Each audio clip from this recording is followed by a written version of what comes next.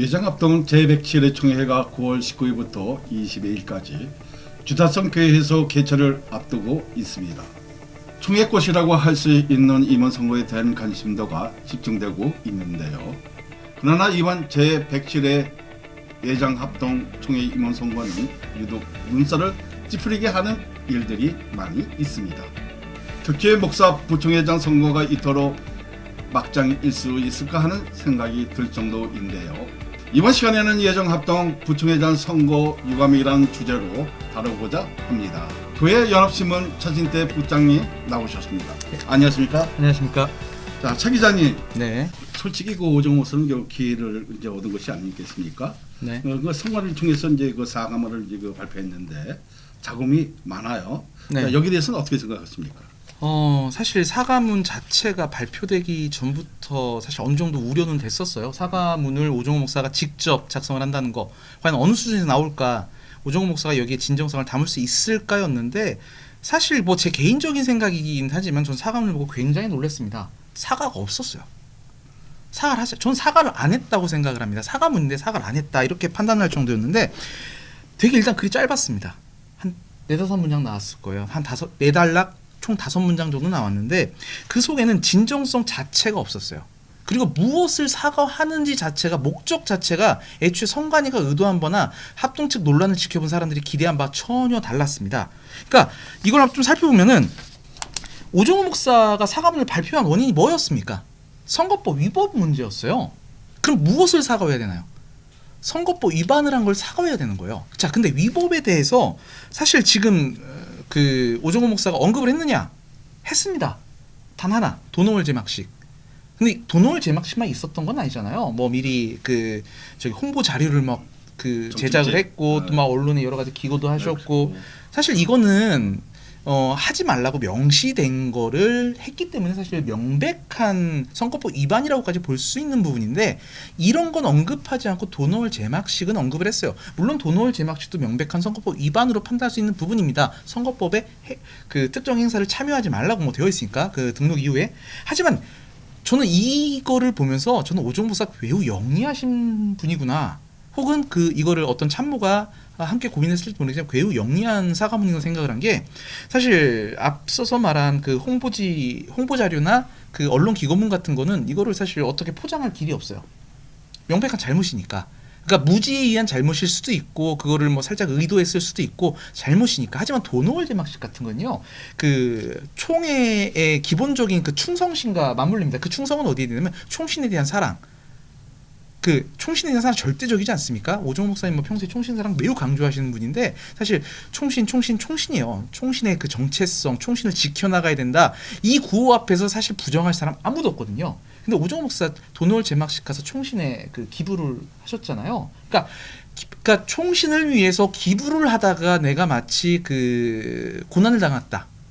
그러니까 이런 사실 스토리 설정이 가능해지는 거예요. 그러니까 이걸 의도하지 않았을 수도 있지만, 이걸 의도하셨다면 정말 영리하신 분이고, 의도하지 않으셨더라도 결과적으로 그렇게 충분히 보일 수 있는 그런 오해를 낳았단 말이에요. 그 오해는 결국 진정성을 사로트리 만들었고요. 이 사과문에서 자신의 사과 원인과 사과에 대한 2개를 밝히고 계신데요. 그 첫 번째 사과의 이유. 자, 바로 선거 일정에 차질을 빚게 된 점을 사과한다고 돼 있어요. 자, 성관이가 과연 선거 일정에 차질을 빚었으니까 그거에 대해 사과를 하라고 했을까요? 저는 적어도 그건 아니었다고 생각하는데, 이렇게 부총회장 선거를 논란을 일으키게 한 그 위법 요소, 그거를 충분히 그 뭐 의도했든 의도치 않았든, 사실 사과문에 의도치 않았다 뭐 본의 아니게 이런 단어 쓰면 안 되지만, 어쨌든 뭐 했든 그 부분에 대한 그 논란으로 그 선거 일정이 차질을 빚어준 건 당연한 거고, 그러니까 그 부분을 언급하길 바랬을 거예요. 하지만 이분은 단순하게 선거 일정에 차질을 빚게 한 점을 사과한다는 거예요. 그게 말이 뭐냐면, 자신에 대한 논란이 그 정확하다, 정확하지 않다, 내가 인정한다, 인정하지 않는다, 모두를 무시한 채 어쨌든 그 나로 인해서 선거 일정이 차질은 빚게 됐으니까 그거에 대해서만 사과하겠다 이거예요. 이건 굉장히 내용이 다르죠. 자, 여기에 그 선거 대상 자체가 사실 여기서 저는 조금 경악을 했어요. 왜냐면 선거관리위원장, 위원님들, 그리고 총대 여러분께 사과를 드린다고 돼 있단 말이에요. 사과의 대상이 딱 한 사람이 빠졌습니다. 바로 누굽니까? 상대 후보가 빠졌어요. 선관위도 사실 이 결단을 내리면서 가장 신경을 쓴 부분이 바로 상대 후보였던 한기승 후보에 대한 부분이었거든요. 한기승 후보가 이 부분을 좀 그 대승적으로 좀 받아들여주고 좀 결단을 해줬을 때 본인들도 이걸 추진할 수 있었을 거란 말이에요. 그렇기 때문에 당시 한기승 목사가 이 시점에 뭐 자기 메시지도 발표하고 했을 건데 그 메시지 때문에 사실 그 선관위 입장에서는 이걸 부담 없이 이런 결정을 내렸었거든요. 그러면 사실 그래서 선관위에서도 그 한기승 목사의 감사의 글이란 그런 것도 따로 한번 게재를 했었고요. 근데 정작 당사자인 오정호 목사는 상대 후보에 대해서 어떠한 사과도 하지 않았습니다. 결과적으로 선관위한테 물어봤었어요. 이 사과문을 발표하는 걸로 결론이 난다고 했을 때 대체 사과문의 수위는 어떠하며 그 어떤 단어, 그러니까 왜냐하면 사실 이런 거에 단어 표현 자체가 굉장히 중요하지 않습니까? 그래서 그거를 제시하셨느냐 혹은 가이드라인이 있느냐 했을 때 가이드라인이 있다 하시더라고요. 그래서 저는 사실 그래서 근데 이 사과문을 막상 접했을 때는 대체 어떠한 가이드라인이 있었을까 하는 의문조차 들었었단 말이에요. 그러니까 사과문이 지금 이 상황에 굉장히 중요했던 거는 지난 논란을 털고 가는 바로 그 기점이 될 수 있었거든요. 왜냐면 지난 논란은 사실 선거 일정이 굉장히 빡빡하고 총대들이 이 선거 그 정책 이걸 굉장히 궁금해하는데 그 모든 거를 다 밑에 묻어두고 이 선거법 논란으로만 이 선거 자체가 흘러왔단 말이에요.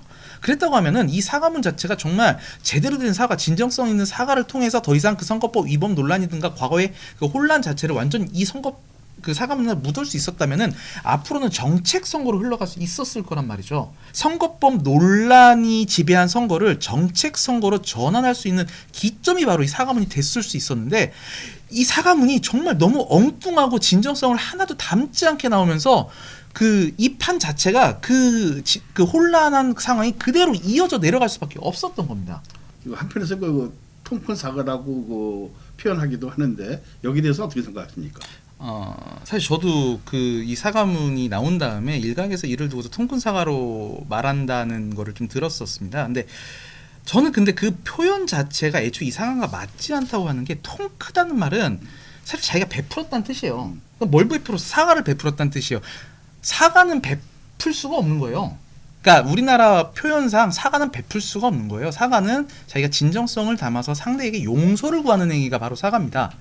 그러니까 용서를 구하는 행위에 어떻게 자기가 베푸는 게 됩니까? 그건 말이 안 되죠. 그러니까 이거를 마치 다시 한번 또 오종호 목사가 아량을 베풀었다는 식으로 이거를 호도하려고 한다고 하면은 이건 애초에 성관이가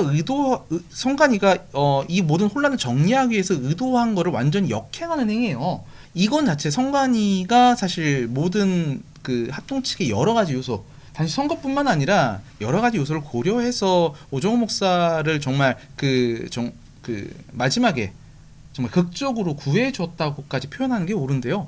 그런 성관이조차 사실 저는 이 사과문을 보고 매우 기겁을 했을 거라 생각을 해요. 이건 아무도 의도하지 않은 그런 사과문이거든요.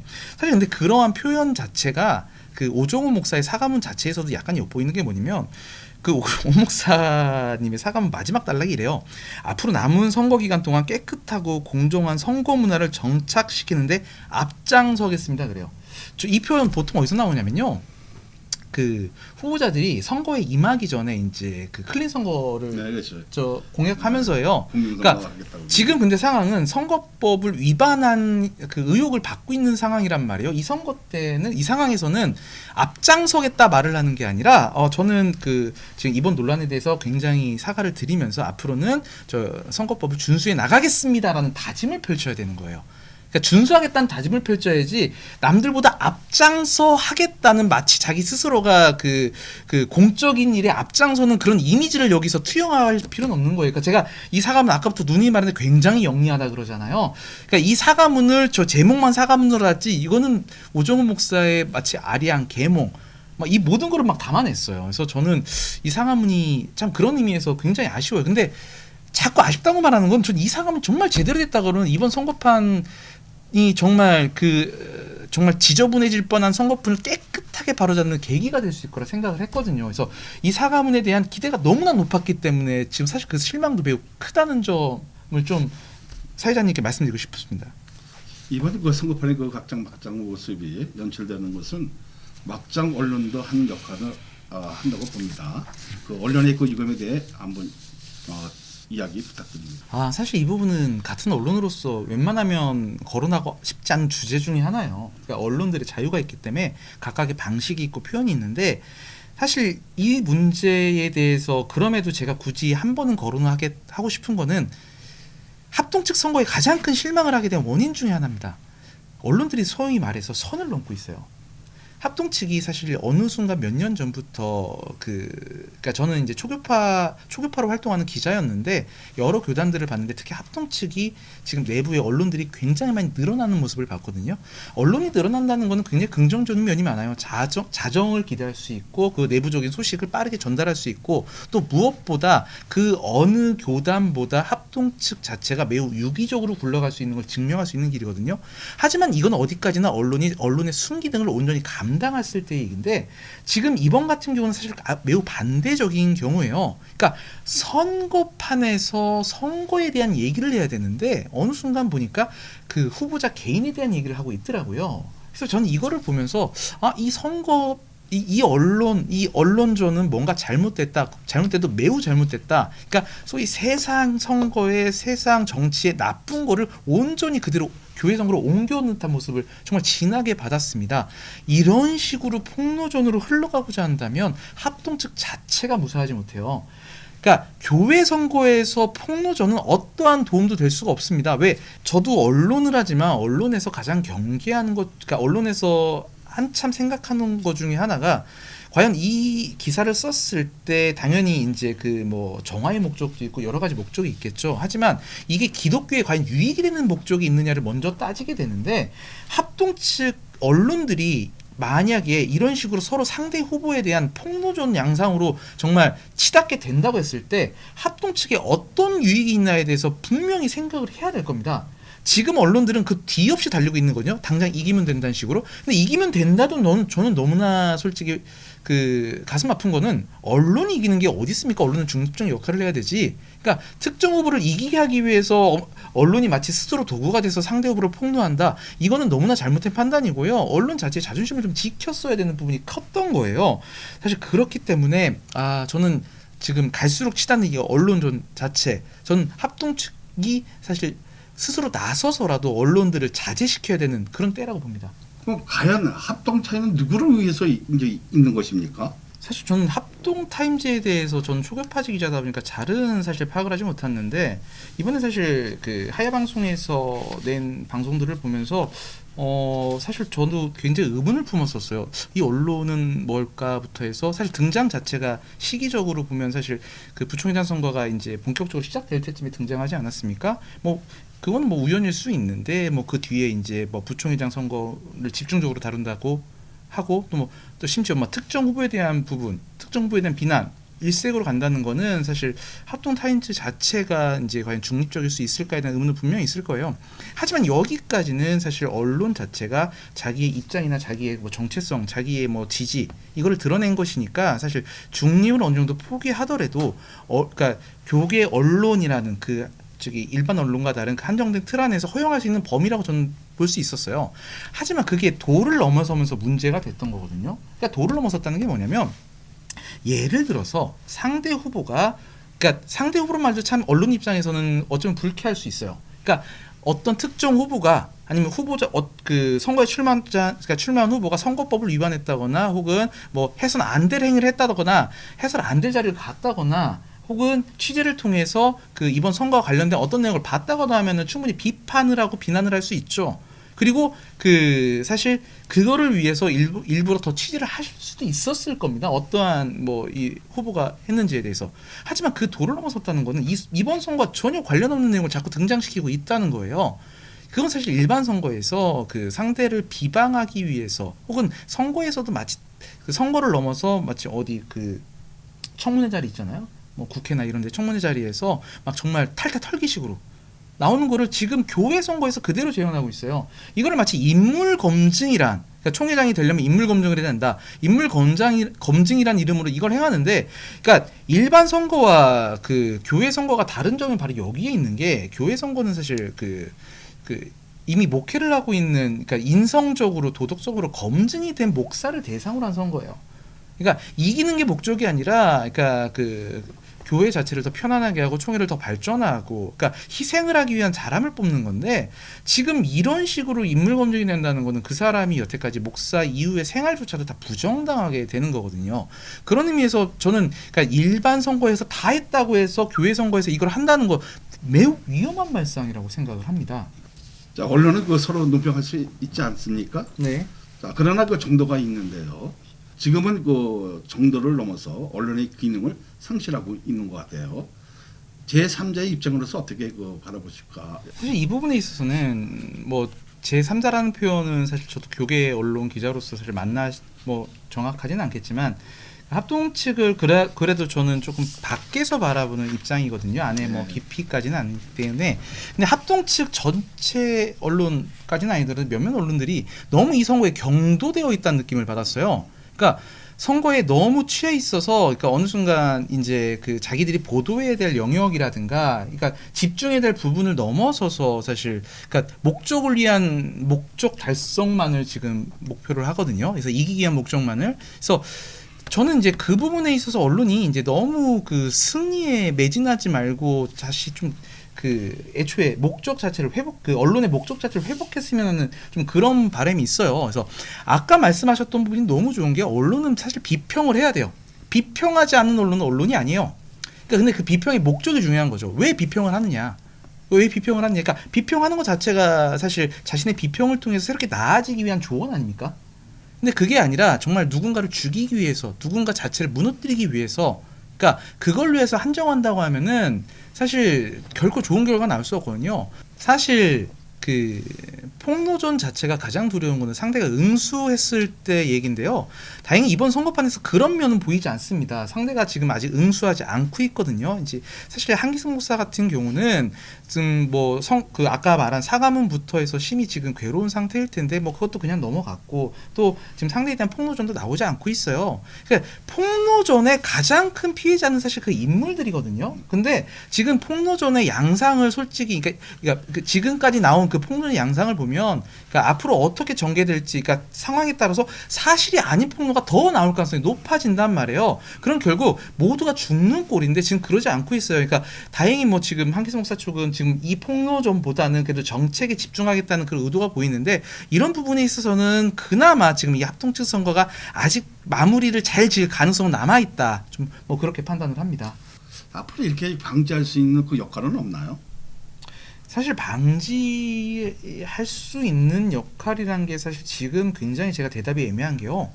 여태까지 언론에 대해서는 그 정도 선에 대해서 스스로 지켜왔고 이거를 한 번도 넘어본 적이 없었어요. 그래서 이런 경우 자체가 제가 사실 이걸 되게 이런 질문조차 당황스러운 게, 합동 측 이번 선거판을 보면서 이 언론의 이런 싸움을 사실 저는 처음 봤습니다.